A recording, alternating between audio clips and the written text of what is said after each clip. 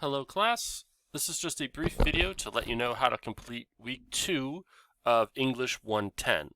Please remember that ours is an asynchronous class, which means you'll be doing a lot of the work sort of on your own at your own pace, but do make sure to complete it as listed on the syllabus and on Blackboard. Remember, the best place for you to always check about what we're doing, what's coming up, what you have to read, what assignments you have to complete, you can find all of it in the weekly materials section of Blackboard. You're able to complete every assignment in the course via this section of Blackboard. So let's go to the weekly materials section. Let's look at week number 2 of the semester.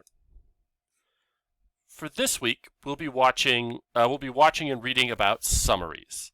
You'll be learning about how to write summaries, how to read material in college in a way that can help you prep to summarize it when you're completed. In every weekly folder, you'll always see a list of me telling you what to complete for this week. So here are our readings. Here's a brief video and lecture on summary writing.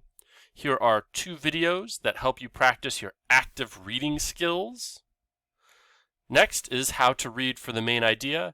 In particular, looking for the main idea in texts, and then what constitutes a supporting detail.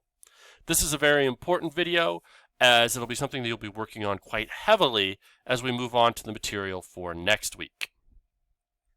Finally, we have our 2 assignments for this week of class. We have writing quiz number 1 and discussion board number 2. Please note in the discussion board, no discussion board assignment is complete until you respond to the post of a classmate with a post of at least 75 words. You can see this right here. So please make sure that while you're doing your discussion boards, you're responding to the work of a classmate. Okay, that's what we're doing for week 2 of the semester.